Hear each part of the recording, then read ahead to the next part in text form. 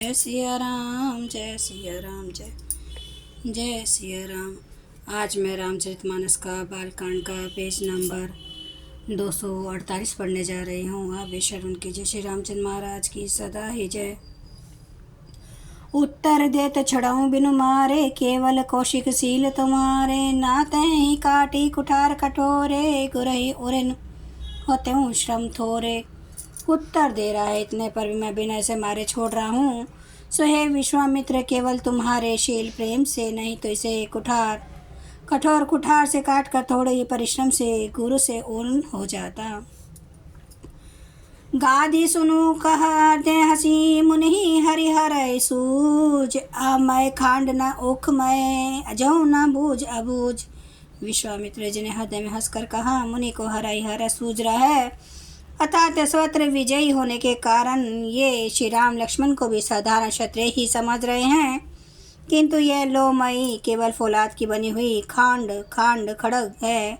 ऊख की रस की खांड नहीं है, जो मुंह में लेते ही गल जाए। खेद है, मुनि अब भी बेसमझ बने हुए हैं, इनके प्रभाव को नहीं समझ रहे हैं। कहूँ लखन मुनि सीलु तुम्हारा, को नहीं जान विदित संसारा। मात पिता ही उरन भैनी के, गुर रिनु रहा सोचु बड़ जी के। लक्ष्मण जी ने कहा, मुनि आपके शील को कौन नहीं जानता, यह संसार भर में प्रसिद्ध है। आप माता पिता से अच्छी तरह उर्न हो ही जाएंगे। अब गुरु का ऋण रहा, जिसका जी में बड़ा सोच लगा है। सो जनु हमरे ही माथे काढ़ा, दिन चली गए ब्याज बड़ बाढ़ा। अब आनिए व्यवहारिया बोली, तुरंत देऊ मैं थैली खोली। वह मानो हमारे ही मत्थे काढ़ा था। बहुत दिन बीत गए, इससे ब्याज भी बहुत बढ़ गया होगा। अब किसी हिसाब करने वाले को बुला लाइए, तो मैं तुरंत थैली खोल कर दे दूं। सुनी कटु वचन कुठार सुधारा, हाय हाय सब सभा पुकारा। भृगुबर परसु देखा वो मोही, विप्र विचारे बचाऊं नृपदोही। लक्ष्मण के कड़वे वचन सुनकर परशुराम जी ने कुठार संभाला।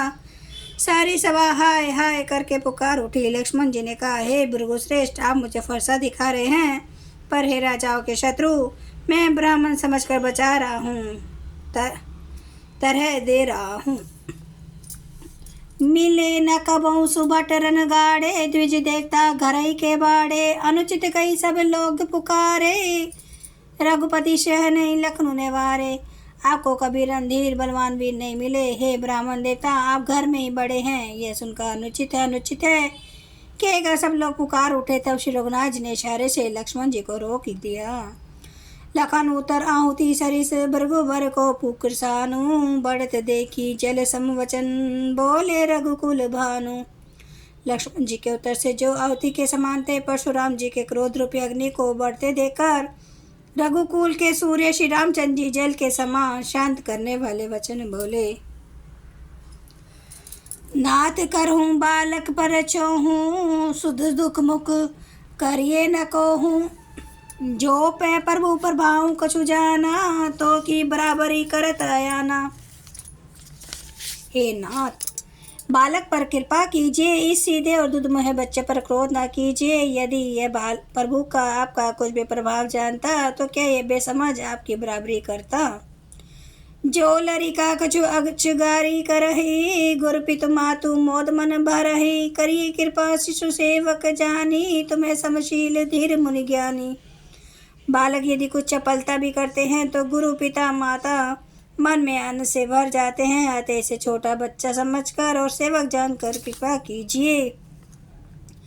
आप तो समदर्शी सुशील धीर और ज्ञानी मुनि है। राम वचन सुनी कछु जुड़ाने, कहूँ कछु लखनऊ बहुरी मुस्काने।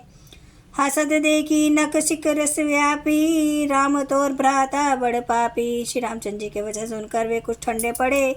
इतने में लक्ष्मण जी कुछ कहकर फिर मुस्कुरा दिए। उनको हंसते देखकर परशुराम जी के नख से शिखा तक सारे शरीर में क्रोध छा गया। उन्होंने कहा, हे राम, तेरा भाई बड़ा पापी है। गोर शरीर श्याम मन माही, काल कुट मुख भय मुख नाही। सहज तेड़ अनुहर न तोही, नीचु मीचु सम देख न मोही। यह शरीर से गोरा पर हृदय का बड़ा काला है। वह विषमुख है, दूध मुहा नहीं, स्वभाव से ही टेढ़ा है, तेरा अनुसरण नहीं करता, तेरे जैसा शीलवान नहीं है, ये नीच मुझे काल के समान नहीं देखता।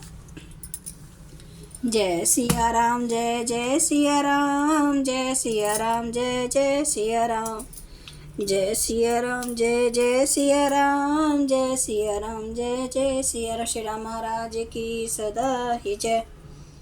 हरन भव भय दारुणम, नव कांज लोचन कांज, मुख कर कांज, पद कांजारुणम, गंधर्व अगणित अमित छवि, नवनील नीरद सुंदरम, पटपीठ मानो तड़ित रुचि शुचि, नौमि जनक सुतावरम, भजो दीन बंधु दिनेश, दानव दैत्य वंश निकंदनम, रघुनंद आनंद कंद, कौशल चंद्र दशरथ नंदनम, शेर मुकुट कुंडल तिलक, चारु उदार अंग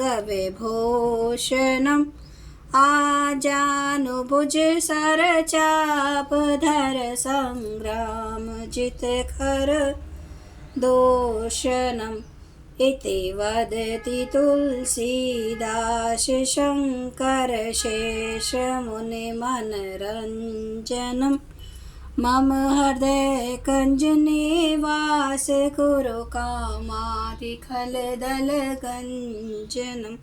सियावर रामचंद्र महाराज की जय, मेरे प्रभु राम की जय, मेरे बजरंग बली की जय।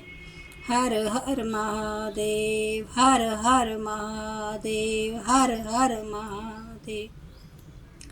जय श्री शंभु। क्षमा करना मेरे प्रभु श्री राम महाराज, आपकी सदा ही जय, आपकी सदा ही जय हो। आप सब सुनने वाले भक्तों का धन्यवाद।